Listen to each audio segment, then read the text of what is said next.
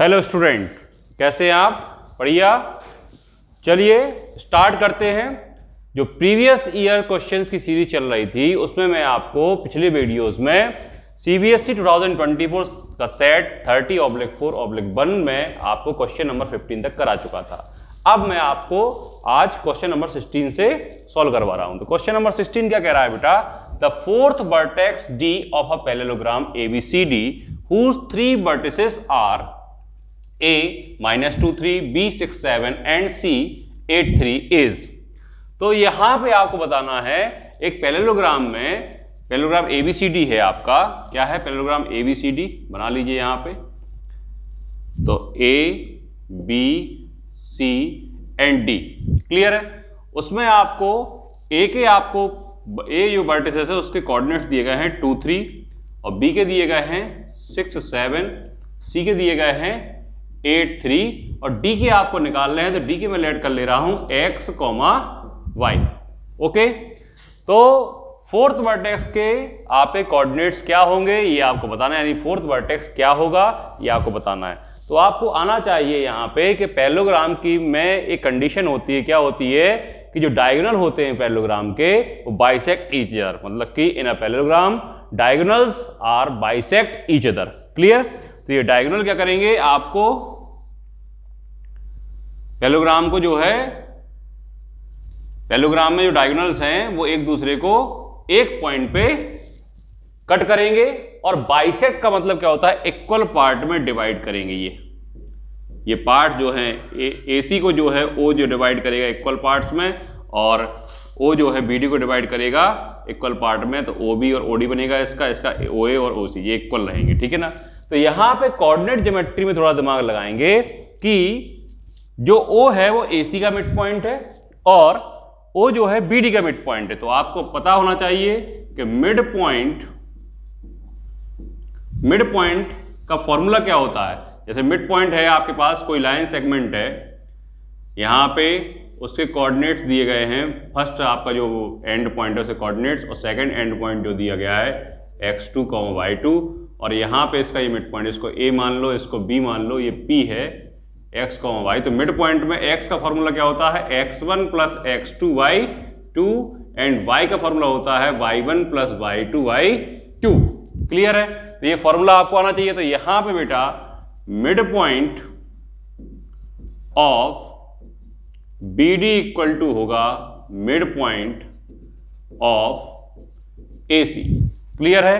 AC और BD का जो मिड पॉइंट है वो सेम रहेगा, O रहेगा, मतलब उसके कोऑर्डिनेट्स भी इक्वल रहेंगे। तो कैसे निकालेंगे बेटा? BD के x1 + x2 मतलब 6 + x अपॉन 2, 7 + y अपॉन 2। देखिए x1 + x2 y2, y1 + y2 y2। Clear है? और ये AC के मिड पॉइंट के इक्वल होगा, मतलब AC के मिड पॉइंट के कोऑर्डिनेट्स क्या होंगे, -2 + 8 y2 एंड 3 + 3 अपॉन 2। क्लियर है? तो बेटा यहां पे देखिए 6 + x y2, यहां पे 7 + y upon 2 is equal to 8 में से 2 गया 6 अपॉन 2 कितना हो जाएगा 3, और 3 + 3 कितना हो जाएगा 6 अपॉन 2, यानी कि ये भी 3। ठीक है बेटा। तो यहां सॉल्व कर रहा हूं, तो 6 + x y2 इक्वल टू 3, यानी कि 6 + x इक्वल टू 2 3 जा 6। तो x इज इक्वल टू क्या हो जाएगा 0, 6 से 6 कैंसिल आउट, तो x की वैल्यू क्या आ जाएगी 0। यहां पे 7 + y अपॉन 2 इक्वल टू 3, तो 7 + y इक्वल टू 3 2 जा 6, तो y equal to 6 - 7, y equal to -1। Clear है? जैसे कोऑर्डिनेट्स क्या हो जाएंगे बेटा 0, -1, और ऑप्शन नंबर आपका कौन सा है B, 0, -1 आपका ये आंसर रहेगा। तो यहां पे आपको दिमाग लगाना है। क्या दिमाग लगाना है कि पैरेललोग्राम में जो डायगोनल्स होते हैं वो एक दूसरे को बाइसेक्ट करते हैं। क्या करते हैं? बाइसेक्ट करते हैं एक कॉमन पॉइंट पे, यानी कि जो AC और BD रहेंगे और O पर क्या करेंगे, एक दूसरे को बाइसेक्ट करेंगे, यानी कि मिड पॉइंट ऑफ AC और mid point of BD equal रहेगा। तो कोऑर्डिनेट्स भी इक्वल रहेंगे। और मिड पॉइंट आप कैसे निकालेंगे कोऑर्डिनेट ज्योमेट्री में? तो यहां पे ये लाइन सेगमेंट है AB, जिसके एंड पॉइंट दिए गए x1 y1 x2 y2, और जो मिड पॉइंट है वो xy है। तो उसके कोऑर्डिनेट्स के निकालने का फॉर्मूला क्या है, x इक्वल टू क्या है, x1 plus x2/2 and y equal to y1 plus y2/2। Clear है? यहाँ थोड़ा दिमाग लगाना है। और आपको ये भी पता होना चाहिए कि मिड पॉइंट जो है किसी भी लाइन सेगमेंट का मिड पॉइंट उस लाइन सेगमेंट को 1:1 में डिवाइड करता है। किस में डिवाइड करता है? 1:1 में। तो वीडियो को रोक करके जल्दी से इसको नोट कर लीजिए, वीडियो को रोकिए और नोट कीजिए।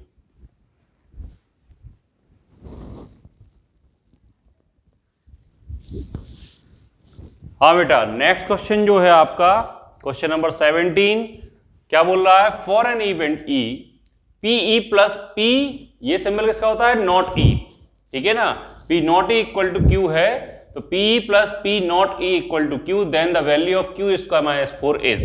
तो आपको पता होना चाहिए बेटा प्रोबेबिलिटी ऑफ एन इवेंट, जिसको लिखते हैं पीई से, और प्रोबेबिलिटी ऑफ नॉट इवेंट यानी कि पीई नॉट, इसकी वैल्यू क्या होती है, 1 होती है। क्लियर है? ये आपको पता होना चाहिए। और इसकी वैल्यू दे के रहा है क्यू, तो क्यू की वैल्यू क्या हो गई 1। तो अब आपसे पूछ रहा है क्यू स्क्वायर माइनस 4, मतलब 1 का स्क्वायर माइनस 4, यानी कि 1 माइनस 4 क्या हो जाएगा बेटा, -3। तो -3 आपका आंसर रहेगा ऑप्शन नंबर ए। क्लियर है? वीडियो को रोक करके जल्दी से नोट कर लीजिए।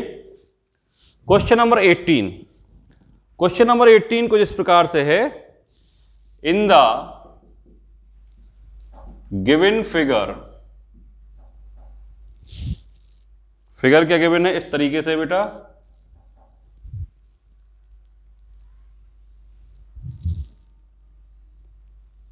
ये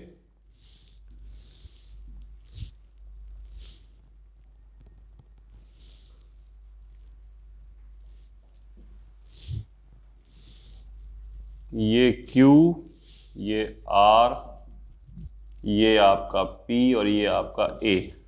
क्लियर? ठीक है। In the given figure QR is a common tangent to the given circles touching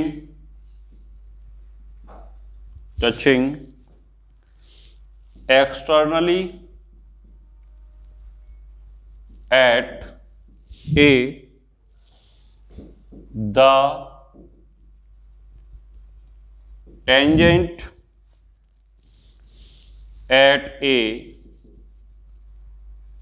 meets QR at P if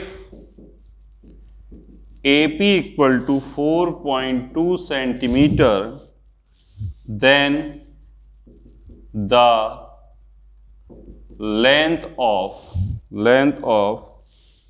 QR is option number A आपका 4.2 centimetre, option number B 2.1 centimetre, option number C 8.4 centimetre, option number D 6.3 centimetre. तो देखिए बेटा इस question में क्या बोल रहा है, इस फिगर में Q R common tangent, Q R जो है वो दोनों सर्कल पे है इसलिए कॉमन टेंजेंट कहला रही है, ठीक है ना, टचिंग एक्सटर्नली एट ए और टचिंग एक्सटर्नली एट ए, मतलब दोनों जो सर्कल्स हैं, ठीक है ना, जिन पर ये कॉमन टेंजेंट वो बाहरी तरह से ए पर मिल रहे हैं, ठीक है ना, और टेंजेंट एट ए वो क्यू आर पे पी पे मिल रही है, ठीक है। एपी दे रहा है आपको 4.2 सेंटीमीटर, आपको बोल रहा है क्यू आर की लेंथ बताइए।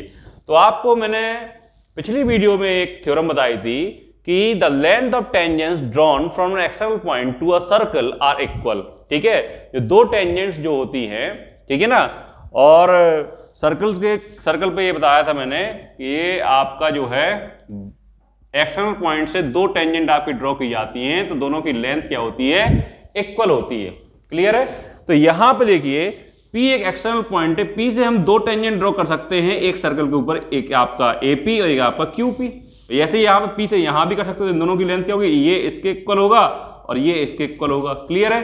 तो यहां पे आपको दिमाग लगाना है, क्या लगाना है, AP इक्वल टू होगा QP के बराबर, और AP इक्वल टू क्या होगा बेटा, PR के बराबर। क्लियर है? क्योंकि देखिए अगर इस सर्कल की बात की जाती है तो P जो है आपका वो क्या है, एक्सटर्नल पॉइंट है, P से 2 टेंजेंट ड्रॉ की जा रही है, दोनों की लेंथ इक्वल होगी। ऐसे ही आप इस सर्कल के लिए P से 2 टेंजेंट यहां ड्रॉ की जा रही है तो ये दोनों की लेंथ इक्वल होगी, तो AP जो है वो QP के इक्वल होगा और AP जो है वो PR के इक्वल होगा। क्लियर है? इन दोनों को अपन लोग ऐड कर देते हैं, तो AP plus AP equal to QP plus PR, तो twice of AP equal to QP और PR को ऐड करेंगे, QP और PR को ऐड करेंगे तो क्या आ जाएगा, QR आ जाएगा। क्या आ जाएगा, QR। तो 2 इंटू AP की लेंथ कितनी है, 4.2 इक्वल टू QR, तो QR इक्वल टू क्या हो जाएगा आपका 8.4 सेंटीमीटर। QR क्या हो जाएगा, 8.4 सेंटीमीटर आपका। तो ऑप्शन नंबर कौन सा है बेटा, C आपका सही होगा, QR equal to 8.4 centimetre. Clear? तो वीडियो को रोक करके नोट कीजिए और ये थ्योरम आप लोग दिमाग में रखेंगे। जल्दी से वीडियो को रोकिए और नोट कीजिए।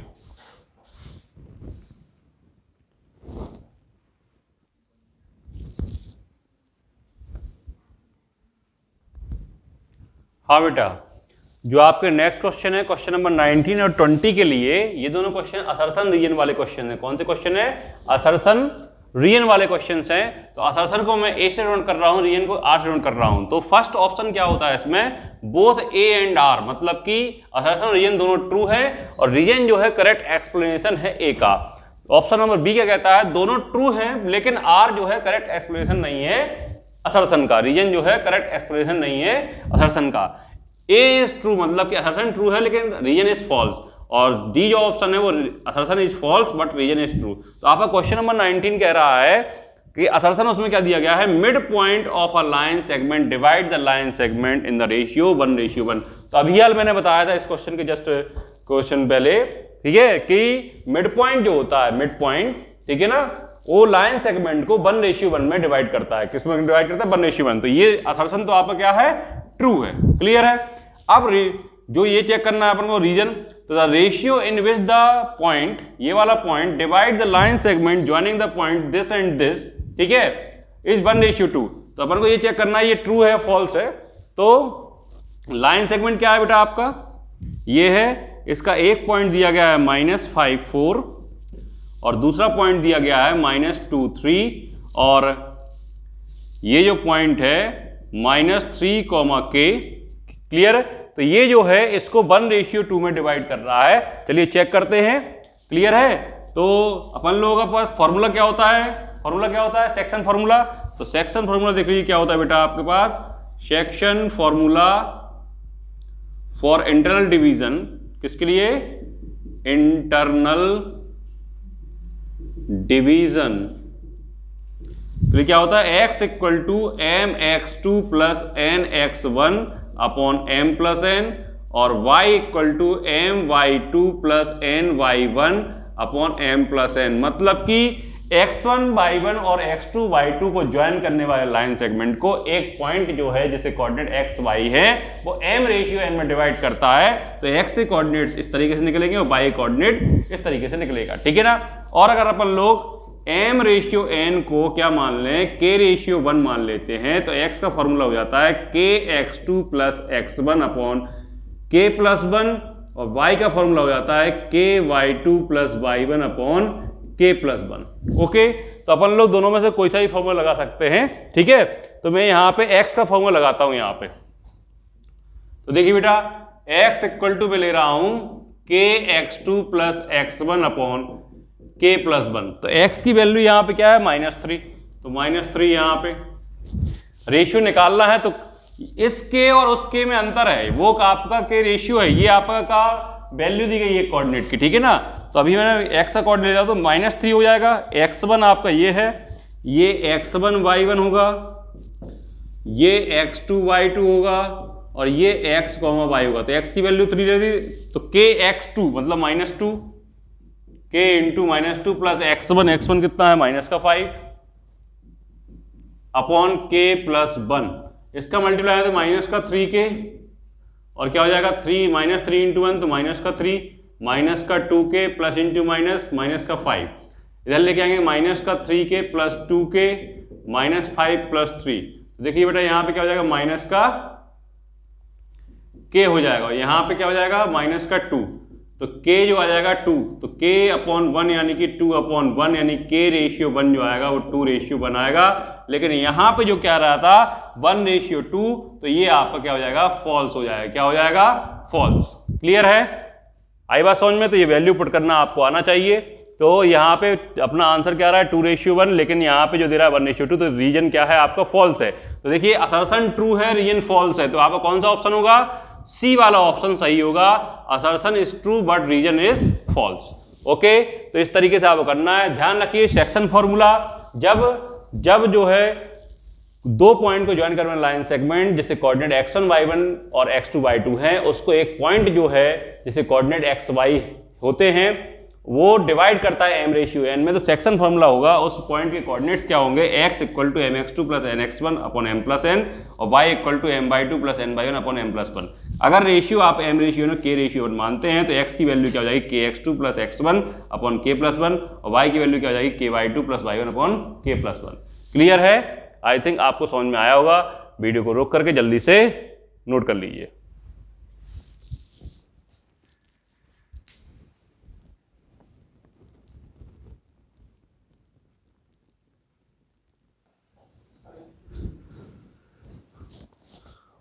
हाँ बेटा, तो क्वेश्चन नंबर 20 ये कह रहा है if the circumference of a circle, assertion क्या दे रहा है, if the circumference of circle is 176 centimetre then its radius 28 centimetre. तो देखिए चेक कर लेते हैं असर्शन को अपन लोग। तो देखिए बेटा असर्शन को अपन लोग चेक कर रहे हैं यहाँ पे, तो सर्कमफ्रेंस इक्वल टू क्या दे रहा है 176 सेंटीमीटर। सर्कमफ्रेंस का फॉर्मूला क्या होता है 2 पाई r। क्लियर है, 176 तो यहाँ पे 2 into 22/7 into r equal to 176। तो बेटा r की वैल्यू क्या होगी 176 इंटू 7, डिवाइड वाला मल्टीप्लाई में और मल्टीप्लाई वाले डिवाइड में। 22 का टेबल यदि आपको आता है 22 1 जा 22 8 जा 2 1 जा 2 4 जा, तो 4 7 जा 28, तो 28 सेंटीमीटर रेडियस आ रही है, मतलब असर्शन आपका बिल्कुल ट्रू है। क्या है, ट्रू है, ठीक है ना। और सर्कमफ्रेंस रीजन क्या है, सर्कमफ्रेंस का formula 2 pi into radius, 2 pi r होता है, 2 pi into radius of circle, तो ये भी आपका क्या है, ट्रू है। और ये जो है इसका करेक्ट एक्सप्लेनेशन भी है, क्योंकि इसको सॉल्व करने के लिए ये फॉर्मूला आपका अप्लाई हुआ है। क्लियर है, क्या फॉर्मूला अप्लाई हुआ है, circumference equal to 2 pi r, मतलब 2 pi into radius of circle क्या होती है, सर्कमफ्रेंस ऑफ सर्कल। क्लियर है, तो यहां पे ये फॉर्मूला अप्लाई हुआ है। तो रीजन असर्शन भी ट्रू है, रीजन भी ट्रू है, और reason is the correct explanation of assertion है, इसलिए आपका ऑप्शन नंबर ए सही होगा। क्लियर है, तो वीडियो को रोक करके जल्दी से नोट कर लीजिए। ओके, तो ये आपके ऑब्जेक्टिव क्वेश्चन जो है बेटा कंप्लीट हो गए हैं। और अब आपका सेक्शन, ये सेक्शन ए था, सेक्शन बी स्टार्ट होगा। सेक्शन बी में आपके क्वेश्चन नंबर 21 से क्वेश्चन नंबर 25 तक 2 मार्क्स रहेंगे, और मैं जो इंटरनल चॉइस रहती है वो सारे क्वेश्चन में सॉल्व करवाऊंगा आपको। क्लियर है, जल्दी से इसको जो है वीडियो को रोकिए और नोट कर लीजिए।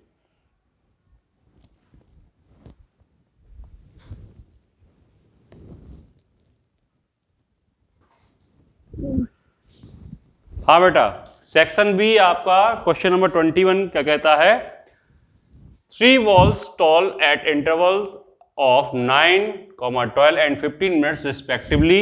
If they start tolling together, after what time will they next toll together? तो देखिए बेटा इस टाइप के क्वेश्चन आप लोगों ने बहुत सारे किए होंगे। क्लियर है, तो 3 wells जो है वो 9, पहली वेल जो है 9 मिनट के बाद जो है फिर से आपकी टॉल होती है, और फिर सेकंड जो है 12 मिनट्स के बाद, और 15 थर्ड जो है 15 मिनट्स के बाद। ठीक है, ये इनका टाइमिंग दिया गया कि ये जो है एक बार अगर टॉल हो जाती है तो 9 मिनट्स के बाद होगी ये आपकी 12 मिनट्स के बाद, ये आपकी 15 मिनट्स के बाद। तो आपको बोल रहा है अगर इन दोनों को स्टार्ट किया जाए साथ में तो कितने टाइम बाद। तो ऐसी सिचुएशन में आप देखिए आपका एक ये है कि अगर 3 बॉयज जो हैं एक साथ दौड़ रहे हैं, एक चक्कर वो जो है 9 मिनट में कर लेता है, दूसरा 12 मिनट में कर लेता है, तीसरा 15 मिनट्स में कर लेता है। तो इस टाइप के क्वेश्चंस में आपको क्या निकालना पड़ता है बेटा कि अगर वो स्टार्ट टुगेदर करते हैं तो कितने मिनट बाद वो बाद में मिलेंगे। यहाँ पे बेल जो है क्या कर रही है, टॉल होंगी कितने बाद, टाइम बाद, कितने मिनट बाद।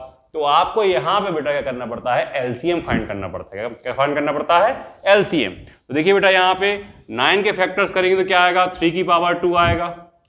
12 करेंगे क्या आएगा, 2 की पावर 2 इंटू 3, एंड 15 करेंगे क्या आएगा, 3 इंटू 5। क्लियर है। तो इनका एलसीएम फाइंड करेंगे, एलसीएम ऑफ 9, 12 एंड 15 क्या हो जाएगा। एलसीएम का मतलब क्या होता है, जितने भी आपके फैक्टर्स हैं उसमें सबसे बड़ी पावर आपको कंसीडर करनी पड़ती है। तो देखिए 2 आपका फैक्टर है, 2 की सबसे बड़ी पावर कितनी है, 2 की पावर 2। 3 आपका फैक्टर है, 3 की सबसे बड़ी पावर कितनी है, 3 की पावर 2। 5 आपका फैक्टर है तो 5 की पावर कितनी है, 5 की पावर 1। ठीक है ना। तो यहाँ पे 2 की पावर 4 कितना हो जाएगा, 4। 2 की पावर 2 कितना हो जाएगा, 4। 3 की पावर 2 कितना हो जाएगा, 9 और 5। तो 4 9 या 36, 5 या 180। क्लियर है। तो एलसीएम लेना आपको आता ही है। क्लियर है। क्या करना पड़ता है एलसीएम में, आपको याद होना चाहिए। क्या याद होना चाहिए बेटा, कि जितने भी फैक्टर्स आपके आ रहे हैं, क्लियर है, उसमें आपको उस फैक्टर की सबसे बड़ी पावर कंसीडर करनी पड़ती है। तो देखिए 2 आया, यहाँ पे 2 एक फैक्टर है, 2 की सबसे बड़ी पावर कितनी है, 2, तो आपने वो लिख लिया। 3 आ रहा है, देखिए 3 आ रहा है फैक्टर को, 3 की सबसे बड़ी पावर कितनी है, 2, तो वो आपने लिख लिया। क्लियर है, समझ में आ रहा है। तो यहाँ पे 5 है, 5 की पावर कितनी है, 1, तो 1 आपने लिख लिया। अब इनका मल्टीप्लाई कर दे 180। तो आपको लिखना है hence they tolling together after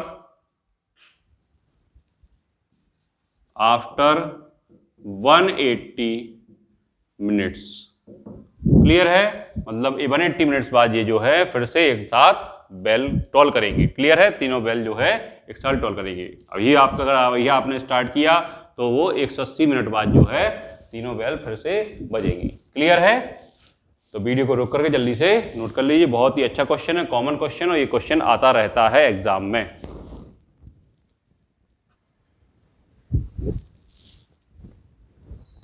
हाँ बेटा, क्वेश्चन नंबर 22 में दो क्वेश्चन है, चॉइस इंटरनल चॉइस है। तो फर्स्ट क्वेश्चन जो 22 का ये हो, क्या कहता है, the minute hand of a clock is 14 centimetre long. कितनी लंबी है, 14 centimetre long. Find the area on the face of the clock described by the minute hand in 5 minutes. 5 minute में वो कितना एरिया कवर करेगी। ठीक है, मिनट हैंड। तो आपको यहाँ पे ये क्वेश्चन किस चैप्टर से है बेटा, पता लग गया आपको। एक क्वेश्चन जो है area related to circle chapter से है। किससे है, एरिया रिलेटेड टू सर्कल। और एरिया रिलेटेड टू सर्कल में आपका ये देखिए, सपोज दैट ये क्लॉक है आपकी, ये आपकी मिनट हैंड है, ये आपकी मिनट हैंड है मान लीजिए ये। क्लियर है। तो 5 मिनट्स में मान लीजिए ये आपने एरिया सॉल्व किया यहाँ पे, तो ये आपका थीटा एंगल बना रही है यहाँ पे। ठीक है। तो यहाँ पे आपको दिमाग लगाना है, एक मिनट हैंड जो है, एक पूरा चक्कर जो है क्लॉक का कितने टाइम लगाती है, 60 मिनट में। क्लियर है। तो angle subtended by minute hand in 60 minute, कितने मिनट, 60 मिनट में कितना करती है वो, 360 डिग्री। तो वो पूछ रहा है 5 मिनट्स में कितना करेगी, तो एंगल इन 1 मिनट में कितना होगा, 360 अपॉन 60। तो एंगल इन 5 मिनट में कितना हो जाएगा बेटा, जिसको अपन लोग थीटा बोल देंगे। कितना बोल देंगे, थीटा। तो 360 अपॉन 60 इंटू 5, तो 60 ये 6 या 36 6 5 30, तो 30 डिग्री आ जाएगा आपका एंगल। और आपका मिनट हैंड की लेंथ कितनी है, 14, तो रेडियस का काम करेगी। तो रेडियस कितनी है बेटा आपकी, 14 सेंटीमीटर। तो एरिया, रिक्वायर्ड एरिया कितना हो जाएगा, क्या होता है, एरिया ऑफ सेक्टर। क्या होता है, area of sector. Area of sector का फॉर्मूला, क्या होता है बेटा, क्या होता है, theta upon 360 degree into pi are square. ये किसका फॉर्मूला है, area of sector, theta upon 360 equal to into pi are square, theta upon 360 degree into pi are square. Okay. तो यहाँ पे मैं वैल्यू रख दे रहा हूँ यहाँ पे। तो क्या हो जाएगा, थीटा कितना है, 30 अपॉन 360 इंटू पाई का मतलब 22/7। आर कितना है आपका 14, तो 14 का स्क्वायर। 0 0 कैंसिल, 3 बन जा, ये 12 जा। अब देखिए बेटा 3 बन जा, 12 जा, चला गया। क्लियर। अब 2 से काटेंगे ये 6 आएगा, यहाँ पे कितना हो जाएगा 11। तो क्या बचा 11 इंटू 14 का स्क्वायर कितना था 196, और ये 6 इंटू 7, 7 से इसको काटेंगे, 7 1 जा 7 और ये 7 2 जा 14 और 7 8 जा 56, ठीक है। फिर इसको 2 से काटेंगे, 2 3 जा 2 14 जा, तो 14 इंटू 11, 14 1 जा 14, 1 कैरी, 14 जा 14 1 15, 154/3 सेंटीमीटर स्क्वायर ये इतना एरिया कवर करेगा। और अगर ज़्यादा बहुत दिक्कत है तो बेटा 3 से डिवाइड कर देंगे, 3 को 154 से डिवाइड करेंगे, कितना आएगा, 3 5 जा 15, 4 3 1 जा 3, 1 पॉइंट लगाया 0, 3 3 जा 9, 3 3 जा 9, तो यहाँ पे कितना आ गया बेटा, इसको क्या कहेंगे 51.33 सेंटीमीटर स्क्वायर ये आपका एरिया आ जाएगा। इसको यहाँ लिख देता हूँ, तो आंसर बेटा क्या आया आपका 154/3 या फिर 51.33 सेंटीमीटर स्क्वायर। क्लियर है, इसको ऐसे लिखिए या फिर ऐसे लिखिए। तो जब भी मिनट हैंड वाले क्वेश्चन आए आपके तो आपको क्या करना है, एरिया ऑफ सेक्टर, अगर एरिया पूछता तो एरिया ऑफ सेक्टर आपको फाइंड करना है। क्लियर है, एरिया ऑफ सेक्टर का फॉर्मूला क्या होता है बेटा, θ/360 degree into pi are square, ये किसका होता है, area of sector of a circle. Clear है, वीडियो को रोक करके जल्दी से नोट कर लीजिए।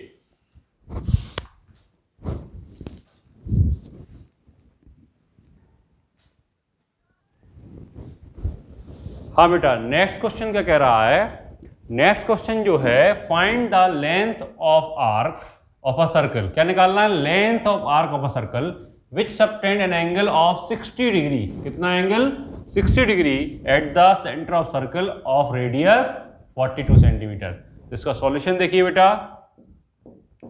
सबसे पहले तो आपको लेंथ ऑफ आर्क का फॉर्मूला आना चाहिए। तो लेंथ ऑफ आर्क का फॉर्मूला होता है θ/360 degree into 2 pi r. Clear, क्या होता है बेटा, length of arc equal to θ/360 degree into 2 pi are.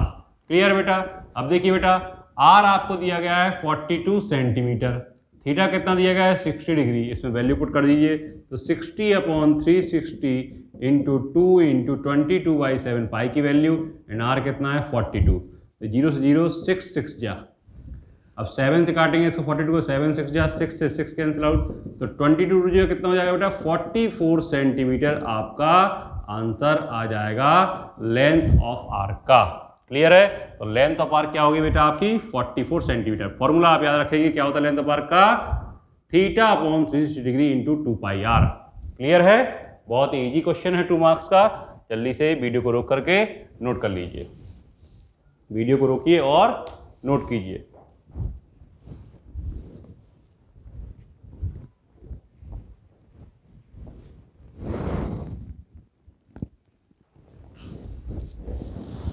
हाँ बेटा, इसी क्वेश्चन में ऐसा क्वेश्चन भी पूछ सकता है एरिया ऑफ सेगमेंट निकालने के लिए। तो सेगमेंट क्या होता है, देखिए बेटा, यहाँ पे ये सर्कल है आपका, क्लियर है, ये आपकी आर्क है, ये सेंटर के साथ कितना एंगल बना रही है आपकी थीटा डिग्री, ये ए बी आपकी आर्क है, ए बी को मिला दिए तो ये ए बी क्या बन गई कॉर्ड, ये ओ आपका सेंटर है। तो इस सेगमेंट का area, area of minor segment बोला जाए तो भी एरिया ऑफ सेगमेंट का ही फॉर्मूला लगेगा। तो area of segment, area of segment या इसको माइनर सेगमेंट बोले, क्या होता है r square pi θ/360 degree minus sine θ/2 into cos θ/2। Clear है, ये आपका फॉर्मूला होता है area of segment. Area of segment का फॉर्मूला क्या होता है, r square into pi θ/360 degree minus sine θ/2 into cos θ/2। Okay clear, इसको ऐसे भी लिख सकते हैं अपन लोग, कैसे लिख सकते हैं, area of sector AOB minus इस ट्राइंगल का एरिया माइनस कर दें, एरिया ऑफ ट्राइंगल AOB। आपको इस पूरे सेक्टर में से इस ट्राइंगल एरिया माइनस कर देना है। इसको आप सॉल्व करेंगे तो ये फॉर्मूला निकल के आएगा। क्लियर है, आई बात समझ में, ठीक है, तो इसको नोट कर लीजिए, एरिया ऑफ सेगमेंट का फॉर्मूला भी पूछा जा सकता है आपको 2 मार्क्स में। क्लियर, वीडियो को रोकिए, जल्दी से नोट कीजिए। हो गया,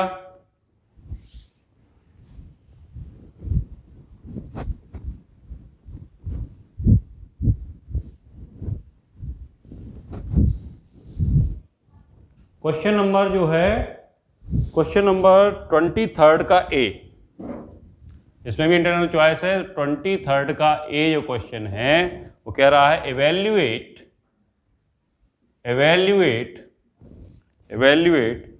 5 cos square 60 degree plus 4 sec square 30 degree minus tan square 45 degree upon sin square 30 degree plus sin square 60 degree. देखिए बेटा, इसको आपको एवेल्युएट करना है, तो एवेल्युएट करने के लिए आपको सबसे पहले यहाँ पे दिमाग लगाना पड़ेगा कि ट्रिग्नोमेट्रिक टेबल जो होती है उसकी वैल्यूज आपको पता होनी चाहिए। तो वैल्यूज याद करने के लिए सबसे पहले बेटा हम टेबल आपको बना के बता रहे हैं यहाँ पे।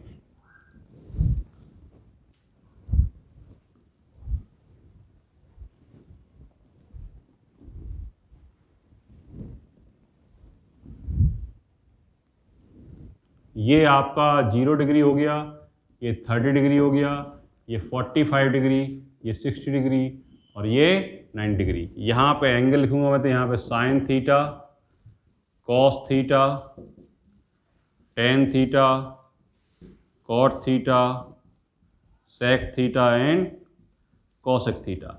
साइन थीटा की वैल्यू याद करने के लिए थोड़ी ट्रिक है, √0/4, यहाँ पे √1/4, √2/4, √3/4, √4/4।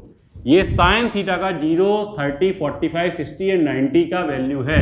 आप इसका कैलकुलेट, जब 0/4 को आप कैलकुलेट करेंगे 0 आएगा, उसका रूट निकालेंगे तो क्या आएगा 0। 1/4 का रूट निकालेंगे क्या आएगा 1/2। इसको कैलकुलेट करेंगे 1/2 आएगा, उसका रूट निकालेंगे क्या आएगा 1/√2। और इसको कैलकुलेट करेंगे तो √3/2 और इसको करेंगे तो 1 आएगा। इसको आपने अगर याद कर लिया तो बाकी सारी वैल्यूज आपकी तुरंत ही निकल जाएंगी। कैसे, देखिए बेटा यहाँ पे 0 और 90 का रिलेशन आपको देखना है। साइन और कॉस जो होते हैं 0 और 90 कॉम्प्लीमेंट्री एंगल में एक दूसरे के उल्टे होते हैं, मतलब चेंज हो जाता है। साइन 0 की जो वैल्यू है वो cos 90 की होगी, cos 90 की जो वैल्यू होगी वो साइन 90 की जो वैल्यू होगी cos 0 की होगी। तो साइन 0 cos 90 और साइन 90 cos 0। तो 1/2 यहाँ पे, तो 1/2 आप यहाँ लिख देंगे, 30, 60 भी 90 होता है सम, तो यहाँ पे √3/2 हो जाएगा और 1/2 ये ज्यों का त्यों। क्लियर है। फिर इसको इससे डिवाइड कर देंगे तो tan आ जाएगा। tan थीटा क्या होता है sine theta upon cos theta. Clear. 0/1 क्या हो जाएगा 0। इसको डिवाइड करेंगे क्या आएगा 1/√3। इसको डिवाइड करेंगे 1, इसको डिवाइड करेंगे तो क्या आएगा √3। 1/0 ये क्या आ जाएगा नॉट डिफाइंड यानी कि इन्फिनिटी। फिर जो tan और कॉट में रिलेशन होता है 0 से, मतलब कि 90 डिग्री कॉम्प्लीमेंट्री का, तो 0 यहाँ है तो यहाँ इन्फिनिटी, यहाँ है तो यहाँ 1/√3, तो 1/√3 30, 60 वाला रिलेशन हो जाएगा ये 1। अब सेक क्या होता है कॉस का उल्टा होता है, तो कॉस का 1 का उल्टा क्या हो जाएगा 1। इसका रेसिप्रोकल क्या हो जाएगा 2/√3, इसका रेसिप्रोकल √2, इसका रेसिप्रोकल 2 और 0 का रेसिप्रोकल क्या होता है इन्फिनिटी होता है। क्लियर है। अब इसको भी आप सेक और कॉसेक में आपका कॉम्प्लीमेंट्री एंगल का रिलेशन होता है, तो 1 यहाँ तो 1 यहाँ, इन्फिनिटी यहाँ तो इन्फिनिटी यहाँ, 2√3 यहाँ तो 2√3 यहाँ, 2/√3 यहाँ तो 2/√3 यहाँ, 2 तो यहाँ 2 यहाँ √2। ये आपकी टेबल तैयार हो गई। अब इसको कैलकुलेट करना बहुत आसान हो जाएगा। कैसे हो जाएगा देखिए बेटा, यहाँ पे 5 cos स्क्वायर 60, तो cos 60 की वैल्यू कितनी दे रहा है बेटा 1/2, तो क्या हो जाएगा 1/2 का होल स्क्वायर। फिर 4 sec 30 की वैल्यू क्या दे रहा है बेटा 2/√3, तो यहाँ क्या जाएगा 4 × 2/√3 का होल स्क्वायर। फिर माइनस tan स्क्वायर 45, तो tan 45 की वैल्यू क्या दे रहा है बेटा 1, तो यहाँ पे क्या आएगा 1 का square upon sine square 30, sine 30 की वैल्यू क्या दे रहा है यहाँ पे साइन 30 की वैल्यू क्या दे रहा है 1/2, तो 1/2 का whole square plus sine 60, sine 60 की वैल्यू क्या दे रहा है √3/2, तो √3/2 का होल स्क्वायर। क्लियर है। जिसको वैल्यू याद है बहुत अच्छी बात है, नहीं तो तुरंत टेबल बनाए 2 मिनट के अंदर और तुरंत जो है वैल्यू रखे, 2 नंबर आपके पक्के हो जाएंगे। तो 5 1/2 का होल स्क्वायर करेंगे क्या आएगा बेटा 1/4, क्योंकि 1 का स्क्वायर 1, 2 का स्क्वायर 4, 4 2 का स्क्वायर 4, √3 का स्क्वायर 3 माइनस 1 का स्क्वायर 1, यहाँ पे 1/4 √3/2 का स्क्वायर 3/4। क्लियर। ये हो जाएगा बेटा 5/4, 5 बन जाए 5 अपॉन में 4, 4 4 16/3 माइनस 1, यहाँ पे 1/4 3/4 कितना जाएगा 4/4। यहाँ पे एलसीएम लेंगे 4 और 3 का 12 आएगा, क्लियर। 4 3 या 12, 3 5 या 15, 3 4 या 12, तो 16 4 या 64 एंड 12 1 या 12, क्लियर। यहाँ पे कैंसिल आउट हो गया, अपन में 1 बचेगा। तो 15 60 इसको सॉल्व करेंगे तो क्या आएगा 67/12 आपका आंसर आएगा बेटा। क्या आएगा आंसर 67/12। वीडियो को रोकिए और नोट कीजिए, तुरंत ही आपको ये लगा। तो यहाँ पे आपको ध्यान रखना है कि 0 और 90 को इंटरचेंज करना है, 30 और 60 को चेंज करना है, और 45 सेम रहेगा, 45 का 45 सेम रहेगा। तो किस किस को चेंज करना है, साइन का कॉज के साथ, टेन का कॉट के साथ, और सेक का कॉसेक के साथ। टेन का किसके साथ, कॉट के साथ। और टेन थीटा इक्वल टू क्या होता है बेटा, sine theta upon cos theta.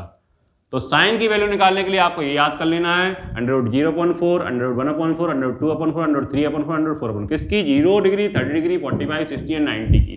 Clear है। फिर कॉस की निकालने के लिए आपको 0 और 90 में चेंज करना है। कैसे करना है, 0 यहाँ पे लिखा है तो वो 90 में चला जाएगा, जो 190 लिखा है वो 1 में आ जाएगा, 30 वाला 60 में, 60 वाला 30 में, 45 सेम।